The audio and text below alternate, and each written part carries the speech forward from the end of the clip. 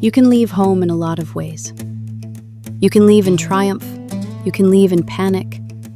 You can leave because the map in your head is larger than the life in front of you. But there is a colder kind of leaving, and it begins before the road, before the port, before the ship. It begins with a sale. You sell the field, you sell the house, you sell the ordinary little geography that made you legible to yourself. And by the time the journey starts, home is already in the past tense. Today's song is We Sold Our Hemman. Usually that gets translated as We Sold Our Homesteads. Hemman, in 19th century Swedish, does not just mean a building. It means a holding, a farmstead, a place in the world. Property, family, continuity, status, memory. Not just where you live, but the shape your life has been given. So this is not a song about travel. It is a song about loss.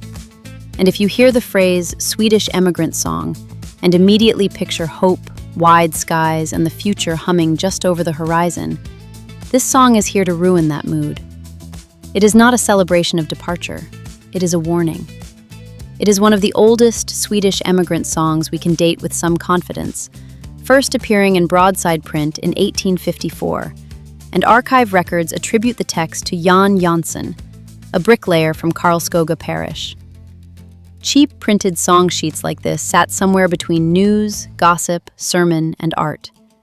They moved quickly. They were meant to travel almost as fast as the rumors they contained. And what rumor does this one carry? That emigration can go very badly.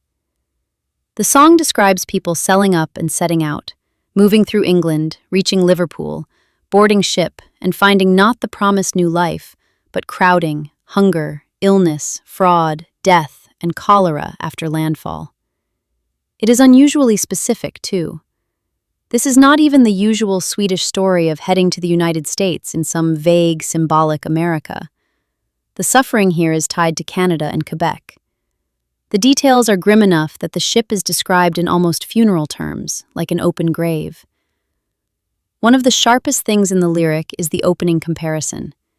The emigrants leave like birds at the end of summer. Then the song immediately breaks the comparison. Birds come back. These people will not. That is the whole tragedy in miniature.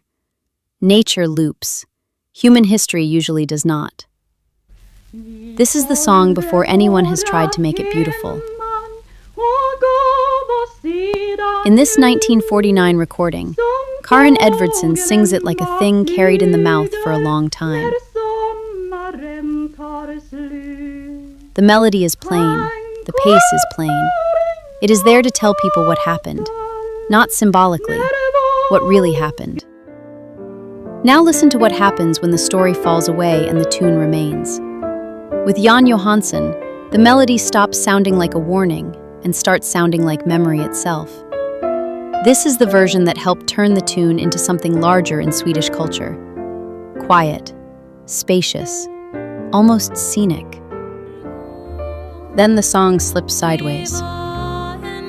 Emma Salakoski and the Ilmiljeki Quartet do not treat the melody like a museum object. They let it breathe. The jazz is softer around the edges, but not softer in feeling.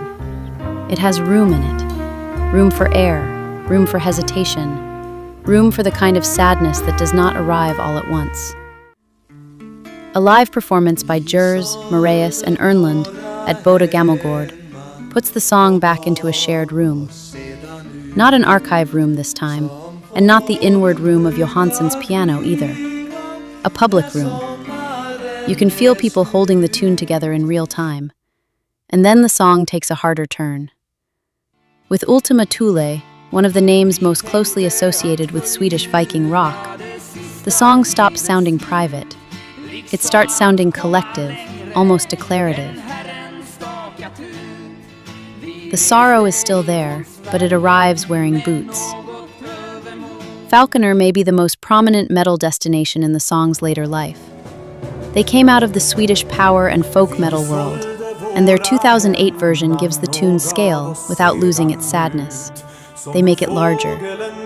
The melody stops sounding local and starts sounding faded, almost medieval. almost epic, which could have been ridiculous but somehow is not. Hell Go Darker Still. This is the Swedish Viking rock band named after the Norse goddess Hel, and that name suits the atmosphere. Their version leans into shadow, less remembrance, more reckoning.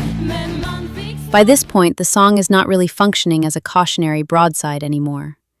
Nobody is standing in the marketplace saying, "Do not trust the ticket sellers." Now it works more like inherited doom. The cost of leaving has become mythic. And then Eastern High brings it into the present tense of metal.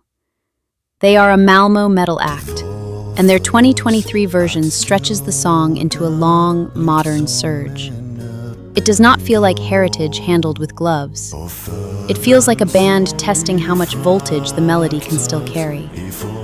That is also where our version comes in. We did not keep the whole old journey. This time we also did not make it folk metal. There are already perfect versions available. Just do yourself a favor and listen to Falconer or other bands cited above. But we kept the wound. This is We Sold Our Land.